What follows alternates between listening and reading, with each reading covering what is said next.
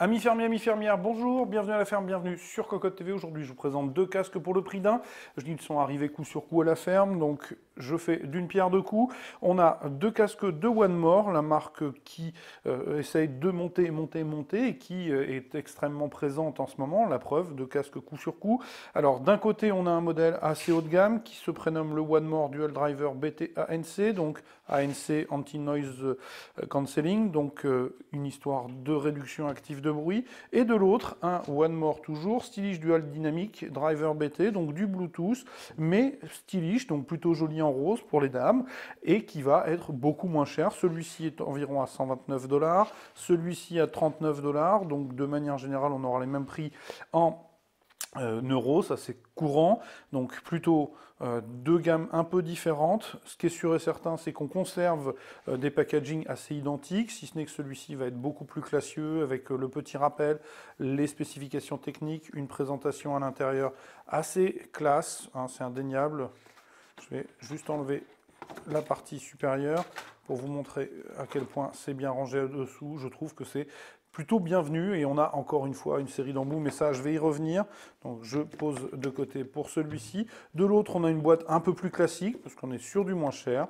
Donc là, on va ouvrir la boîte sur le côté. J'étais en train d'essayer d'ouvrir sur la face supérieure et c'est pas le cas. Pour autant, on reste quand même sur une présentation assez identique. Donc pour 39 $, ça semble être pertinent. À voir la qualité de son, ça je ne pourrais malheureusement pas vous en parler de suite.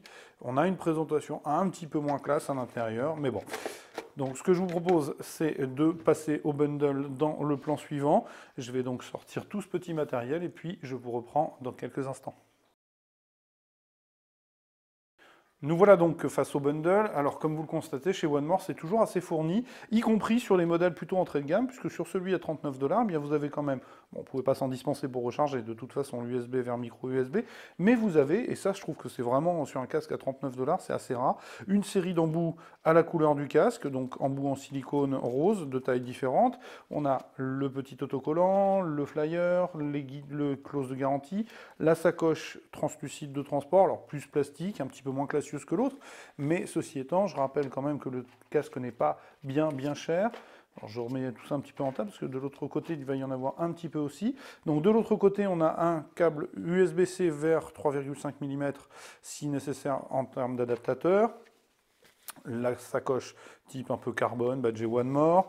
On retrouve le petit flyer avec le QR code, l'autocollant, un flyer qui présente toutes les autres productions de One More, le câble qui va permettre de recharger, identique à celui de son compère, donc USB-C vers... ah oui, non, pas identique, je dis une bêtise. Là, on est plutôt sur de l'USB-C, donc vers USB. Les clauses de garantie, et une série d'embouts présentés dans une porte-mousse avec des embouts de 18 mm, 19,5, 21,5, etc., etc., avec ce qu'ils appellent les ear secure, donc avec une forme un petit peu oblongue pour éviter malencontreusement le mettre trop loin dans le conduit auditif. Donc c'est plutôt, encore une fois, assez sympa. Donc One More travaille clairement ses bundles et ça je trouve que c'est plutôt une bonne chose. Alors ce que je vous propose c'est de présenter rapidement les casques dans le plan suivant de façon à ce que vous puissiez visualiser les différences entre les deux. Et j'oubliais, parce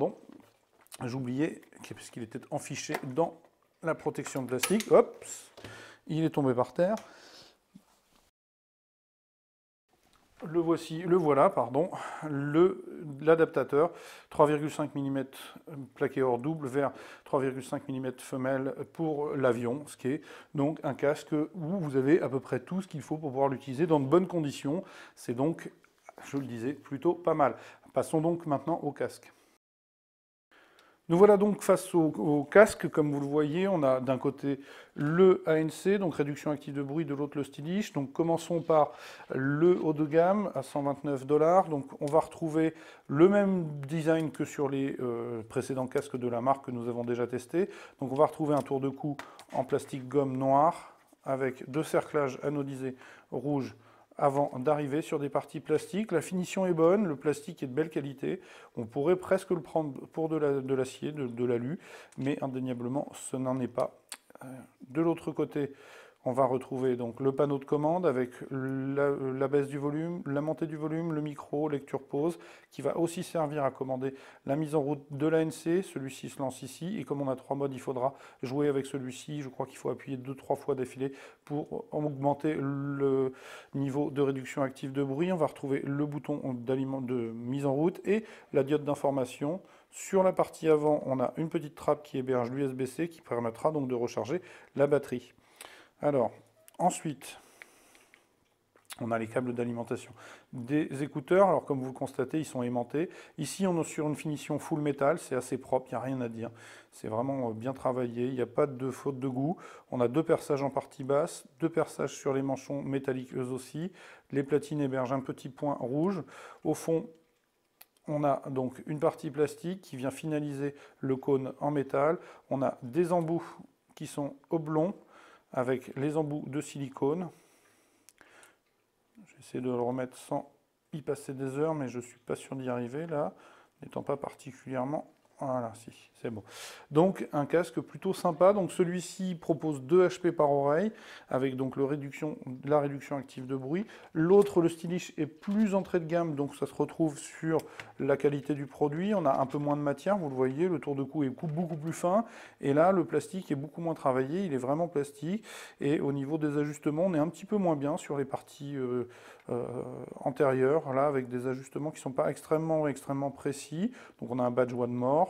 On n'a pas le cerclage. De l'autre côté, on a le panneau de commande avec en dessous la petite trappe qui va accueillir le micro USB pour recharger la batterie donc. On va retrouver à l'intérieur la baisse du volume, la montée du volume, une petite diode d'information, un tout petit bouton qui va permettre de décrocher, de lancer la lecture et de mettre sur pause. Les 2 fils d'alimentation sont en caoutchouc jaune et rejoignent 2 oreillettes qui cette fois-ci ne sont pas en métal, sont en plastique, avec donc un manchon en caoutchouc. On retrouve l'embout de silicone qui lui vient recouvrir l'intégralité de l'écouteur, c'est-à-dire qu'il faut le retirer pour visualiser le dessous. Donc on va retrouver cette fois-ci un canon circulaire. Je vais essayer de le remettre aussi. Voilà, un petit peu moins difficile à remettre que l'autre d'ailleurs. Donc quelque chose de, somme toute, correct au regard du tarif, sachant qu'on est à 39 €. Donc d'un côté, on a 7 heures d'autonomie, de l'autre, je vais chercher l'information rapidement, parce qu'elle est précisée sur la boîte, on est sur 3 heures d'autonomie, ce qui est quand même conséquemment moins. Non, je vous dis une bêtise, j'ai lu 3 heures et pas, excusez-moi, c'est 6 heures d'autonomie, donc on est plutôt pas mal. L'impédance s'établit à 32 ohms pour les deux, donc on a quelque chose de plutôt bien fichu. Au niveau de la qualité de son, j'imagine que celui-ci sera supérieur à celui-là, ça me paraît assez probable. De manière générale, la qualité de son est assez bonne chez One More, surtout sur les dual ou triple ou quad driver. Celui-ci va être normalement mono driver, si je ne m'abuse. Je vais quand même revérifier de peur. Non. C'est un dual driver aussi, donc on devrait peut-être avoir une qualité de son assez sympa.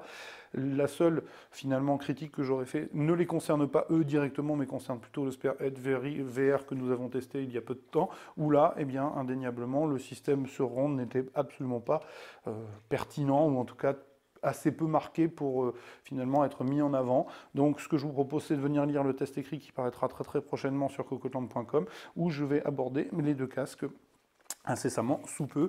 Comme d'habitude, je vous souhaite une excellente journée, je vous dis à très bientôt et au revoir.